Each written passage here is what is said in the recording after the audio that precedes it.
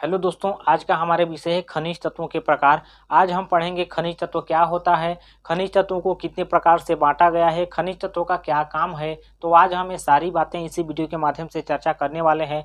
तो चलिए दोस्तों, वीडियो को प्रारंभ करते हैं। देखिए, सबसे पहले हम जानेंगे कि खनिज तत्व क्या होता है। तो हम जानते हैं कि है ना, भूमि में उपस्थित पौधों के लिए आवश्यक तत्वों को खनिज तत्व कहते हैं। क्या कहते हैं?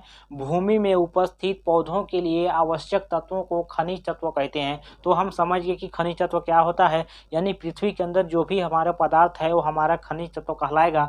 अब देखिए, खनिज तत्वों के आधार पर हम दो भागों में बांटते हैं, आवश्यक खनिज तत्व और दूसरा होता है अनावश्यक होता है। यानी कि भूमि के अंदर जो भी तत्व है वो हमारे लिए जरूरी होगा और कुछ जरूरी नहीं होगा, और जो जरूरी होगा वो हमारा आवश्यक तत्व कहलाएगा, और जो हमारे लिए जरूरी नहीं होगा वो हमारा अनावश्यक तत्वों के अंतर्गत आते हैं। तो हम जानते हैं कि जब एक पौधा वृद्धि और विकास करता है तो प्रारंभ में ऐसा माना जाता है कि जो 3 प्रकार के तत्व हैं, ठीक है, कितने प्रकार के? 3 प्रकार के हैं तत्व हैं, उसी से पौधा का विकास होता है। ठीक है, कौन कौन से हैं? देखिए, कार्बन, हाइड्रोजन और ऑक्सीजन, ये 3 ही ऐसे जो तत्व हैं जो कि पौधों के विकास के लिए जरूरी थे, ऐसा प्रारंभ में माना जाता था। लेकिन जब है ना, पौधा को जलाया गया तो उसके राख से शोध करके यह पता चला कि एक पौधा के वृद्धि और विकास के लिए 30 प्रकार के तत्व होना जरूरी है। ठीक है, उस राख में पता चला कि इसमें 30 प्रकार के खनिज तत्व उपस्थित थे। तब से पता चला कि 30 प्रकार के खनिज तत्व एक पौधा की वृद्धि और विकास के लिए जरूरी होता है। ठीक है, कितने प्रकार के तत्व? 30 प्रकार के तत्व जरूरी हैं।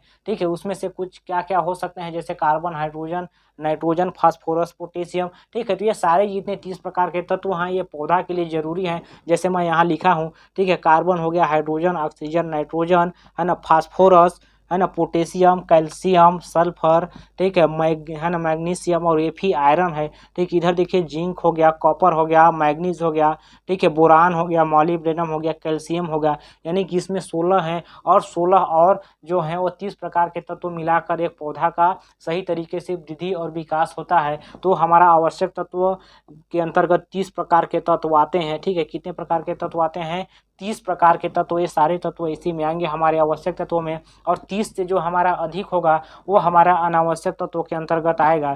ठीक है, अब देखिए, जो हमारा आवश्यक तत्व है उसके आधार पर फिर से हम दो भागों में बांटते हैं, कि यानी कि जो हमारे 30 प्रकार का तत्व है, क्या एक पौधा को 30 तत्व ही जरूरी है, उससे कम नहीं हो सकता है या ज़्यादा नहीं हो सकता है? तो उसी के आधार पर फिर से बांट दिया गया है, यानी कि दीर्घ मात्रिक तत्व और आगे है लघु मात्रिक तत्व। तो देखिए, दीर्घ का मतलब क्या होता है? बड़ा होता है, जरूरी होता है। लघु मात्रिक का मतलब क्या होता है? लघु मतलब छोटा होता है, कम होता है। तो देखिए, दीर्घ मात्रिक तत्व ऐसे तत्व होते हैं जिनका पौधा की वृद्धि और विकास के लिए बहुत जरूरी होता है, यानी कि अनिवार्य होता है। इसमें देखिए, carbon, hydrogen, oxygen, nitrogen, phosphorus, है ना, पोटेशियम, है ना, कैल्शियम, सल्फर, मैग्नीशियम और Fe आयरन है। यानी कि 10 ऐसे तत्व हैं जो हमारा दीर्घमात्रिक तत्व होगा, जो कि पौधा की वृद्धि और विकास के लिए बहुत जरूरी है। अब देखिए, लघु मात्रिक तत्व की बातें करें तो देखिए, जिंक हो गया, कॉपर हो गया, मैग्नीज हो गया, ठीक है, बोरान हो गया, मॉलिब्डेनम हो गया, कैल्शियम हो गया। यानी कि ये हमारे जो 6 ऐसे तत्व हैं जो कि पौधा के वृद्धि और विकास के लिए अल्प मात्रा ही जरूरी है। ठीक है,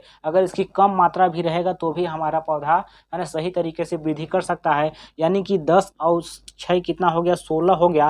देखिए, 16 ऐसे तत्व हैं जो कि पौधा को, है ना, सही तरीके से वृद्धि और विकास कर सकते हैं। लेकिन वैसे अगर बात करें तो ये 30 प्रकार के तत्व हैं जो कि पौधा के लिए बहुत जरूरी हैं।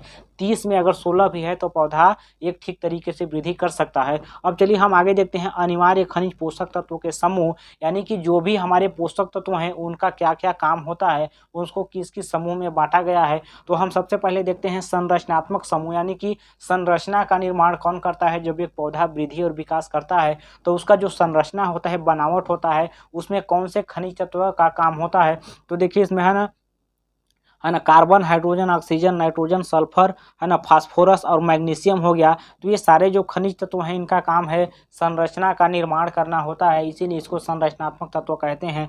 आगे देखिए, जैव उत्प्रेरक तत्व क्या होता है? यानी कि जो ये उत्प्रेरक का काम करेंगे पौधों में। क्या काम करेंगे? पौधों में सिर्फ उत्प्रेरक का काम करेंगे। इसमें देखिए क्या होगा, है ना, Fe आयरन हो गया, कॉपर हो गया, ठीक है, मैग्नीज हो गया, क्या होगा, कोबाल्ट हो गया। ठीक है, ये सारे जितने भी खनिज तत्व हैं हमारे उत्प्रेरक का काम करेंगे। आगे देखिए, अपरिहार्य तत्व क्या होता है। अपरिहार्य की अगर बात करें तो ऐसे तत्व जो पौधा के लिए बहुत ही जरूरी होता है, यानी कि अनिवार्य होते हैं। अगर ये नहीं है तो पौधा ठीक तरीके से वृद्धि कर ही नहीं सकता है। पोटेशियम हो गया, मैग्नीशियम हो गया, है ना, बीओ हो गया, ठीक है। तो ये सारे जितने भी तत्व हैं हमारे अपरिहार्य तत्व के अंतर्गत आते हैं। चलिए हम आगे देखते हैं। रेडियो एक्टिव तत्व की बात करें तो रेडियो एक्टिव तत्व में क्या होगा, देखिए यूरेनियम हो गया, थोरियम हो गया, रेडियम हो गया, है ना, सीओ यानी कि है ना, कॉपर हो गया, ठीक है। देखिए Na यानी कि निकिल हो गया। तो ये सारे जितने भी तत्व हैं ये हमारे रेडियो एक्टिव तत्व के अंतर्गत आते हैं। आगे देखिए अकार्बनिक तत्व क्या होता है। देखिए अकार्बनिक तत्व के अंतर्गत वे वैसे तत्व आते हैं जो पौधा की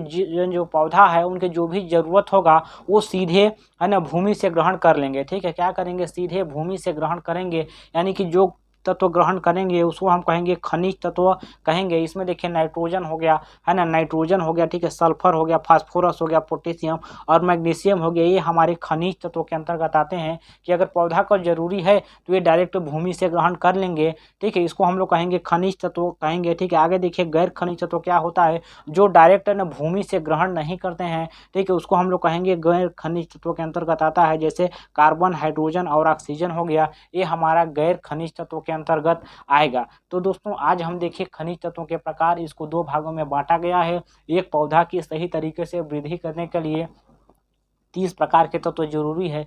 तो दोस्तों वीडियो पसंद आए तो लाइक, सब्सक्राइब और शेयर जरूर कीजिएगा।